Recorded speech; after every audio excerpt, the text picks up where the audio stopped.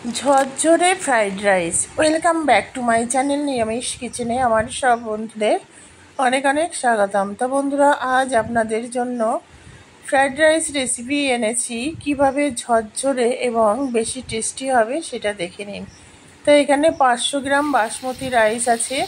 প্রথমে চালটা আমি ভালো করে ধুয়ে নেব। দেখুন এখন বর্ষাকাল, রাইসটা আমার ঘরে আনাই ছিল, হালকা করে মনে হয় পিঁপড়ে হয়েছে। যাই হোক, এইভাবে চটকে ভালো করে যতক্ষণ না পরিষ্কার জল বেরোচ্ছে ততক্ষণ ধুয়ে নেব। কিন্তু এই বাসমতি রাইস ভিজে যাওয়ার পর কিন্তু ধোবেন না। দেখুন কতটা জল আছে, একদম চাল ভিজে ভিজে। এটা 2 ঘন্টা মতো আমাকে ভিজিয়ে রাখতে হবে। তো 2 ঘন্টা চালটা ভিজে গেছে। আর এইখানে আমি কি নিয়েছি দেখুন, দুটো তেজপাতা আছে, লবঙ্গ, দারুচিনি, এলাচ, গোলমরিচ আর কিশমিশ। কিশমিশ অনেক সময় আমরা ঘিয়ে ভেজে বা তেলে ভেজে দিই বন্ধুরা, কিন্তু আমি এটা জলের সঙ্গেই দেব। তাহলে কি হবে, তেলে ভেজে সব কিছুই যদি ফ্রাই করি তাহলে যে খাবারের গুণাগুণটা বা উপকারিতা সেটা কিন্তু থাকবে না। আর রাইসটা মানে ভাতটা হচ্ছে মেন। অনেক সময় দেখি অনেকে ফ্রাইড রাইস করলে শক্ত থেকে যায় অথবা একদম মানে ঘেটে যায়, সেটা একদম ভালো লাগে না। মেন হচ্ছে রাইসটা। সেই উপকরণগুলি আমি দিয়ে দিলাম। এবার এর মধ্যে একটু রিফাইন অয়েল বা আপনাদের কাছে রাইস ব্রান অয়েল যেটা থাকে সেটা দিয়ে দেবেন। দিয়ে এবার চালটা, ধুয়ে রাখা চালটা আমি দিয়ে দিয়েছি। চালটা অবশ্যই 2 ঘন্টার কম ভিজিয়ে রাখবেন না, বেশি হলে কোনো ক্ষতি নেই। আর চালটা ভালোভাবে ধুয়ে তারপর জলটা সামান্য একটু চুপচুপ করবে এইরকম জলটা দিয়ে এটাকে 2 ঘন্টা ভিজিয়ে রাখতে হবে। তার মধ্যে আর জল থাকবে না। এইভাবে নেড়ে দিলাম, গ্যাসের ফ্লেমটা হাইতেই থাকবে, আমি ঢাকা দিয়ে দিলাম। এইবার এই রাইসের জন্য যে ভেজিটেবলস নিয়েছি দেখুন, একদম টাটকা ক্যাপসিকাম আছে, বিনস, আমি 2টো কাঁচা লঙ্কা নিয়েছি, এগুলি আমি গোটাই দিয়ে দেব, আর কিছুটা পরিমাণ গাজর। আর এটা তো নিরামিষভাবে ফ্রাইড রাইস হচ্ছে বন্ধুরা। যদি আমিষভাবে করতে চান তাহলে এর মধ্যে ছোট ছোট চিংড়ি মাছ আর ডিমের ঝুরি ভাজা আপনারা দিতে পারেন, সেক্ষেত্রে অন্যরকম টেস্ট হবে। এটা যেহেতু নিরামিষ, এটা আপনারা পনির, আলুর দম বা চিকেন, মটন যেটা খুশি সেটা দিয়ে খেতে পারেন। এইভাবে ফেনাটা ফেলে দেব।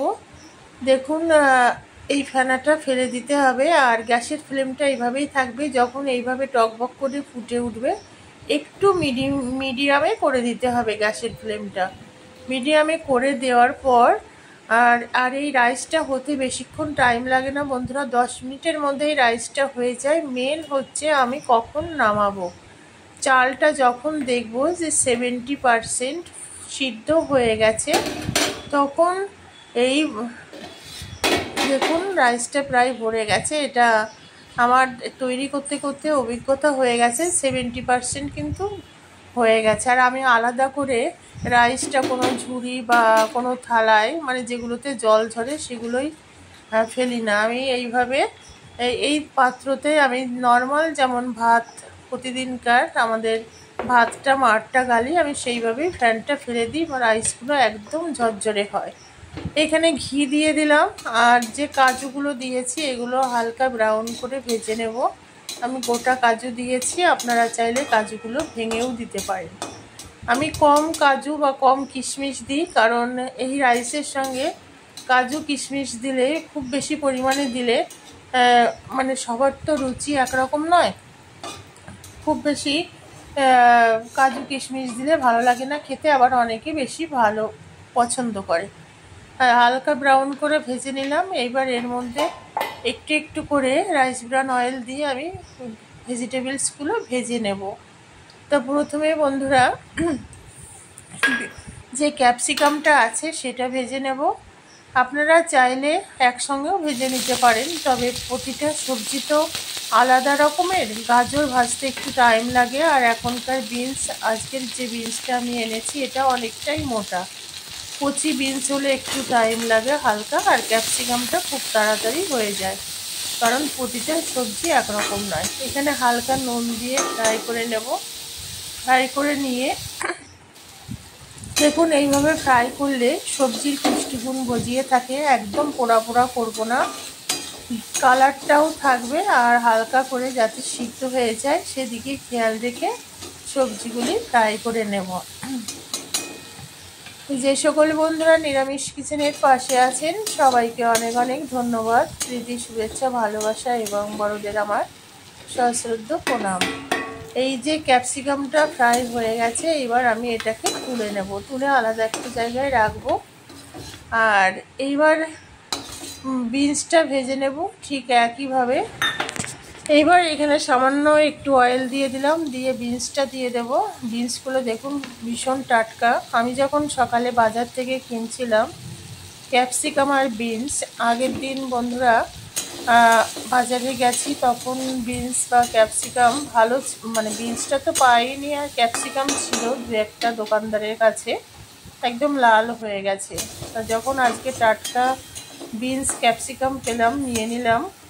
অনেক দিন থেকে আমার মেয়ে বলছে মা ফ্রাইড রাইস খাবো, অনেক দিন খাওয়া হয় না, সেই শীতকালে খেয়েছি। নর্মালি সিজনাল সবজি ফ্রাইড রাইসটা শীতকালেই খাওয়া হয় আর গরমের সময় বিরিয়ানিটাই বেশি চলে।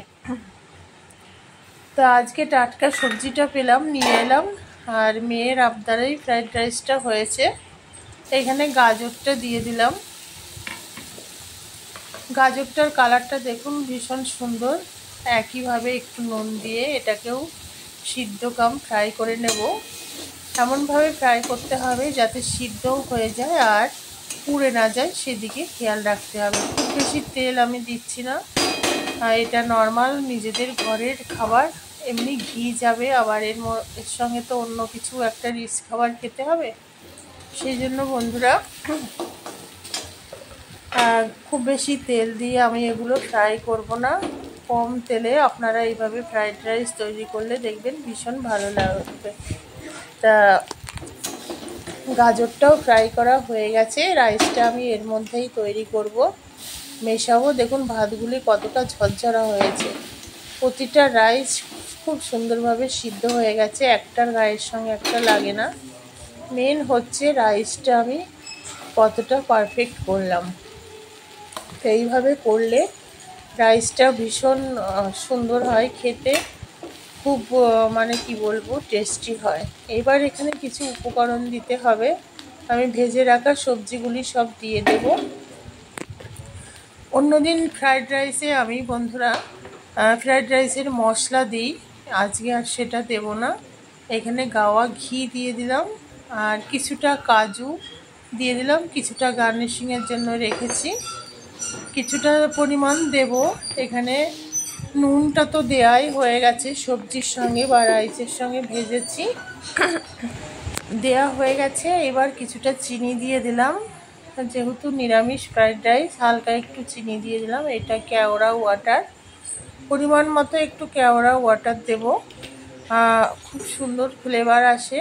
আর একটু রোজ ওয়াটার দিয়ে দেব।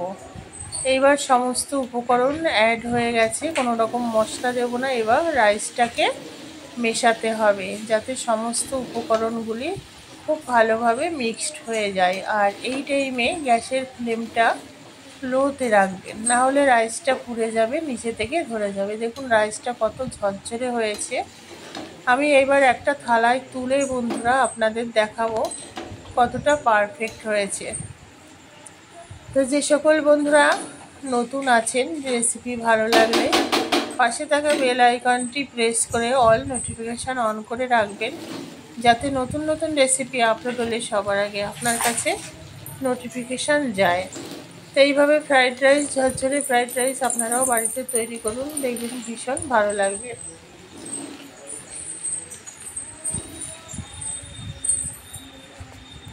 আমি থালায় তুলে দেখাচ্ছি, দেখুন কতটা পারফেক্ট হয়েছে।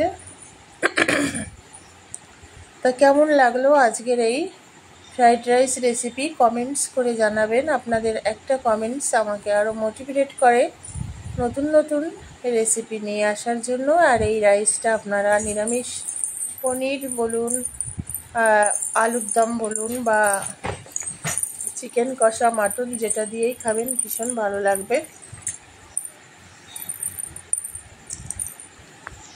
তো টাটা বাই বাই বন্ধুরা, আবার আপনাদের সঙ্গে দেখা হবে নতুন কোনো রেসিপি নিয়ে। সবাই খুব ভালো থাকবেন, সুস্থ থাকবেন, সুরক্ষিত থাকবেন, আর নিজেদের খেয়াল রাখবেন, আর স্বাস্থ্যকর খাবার খাওয়ার চেষ্টা করবেন, বাড়ির খাবার, যেটা খেলে শরীর এবং মন দুটোই ভালো থাকবে।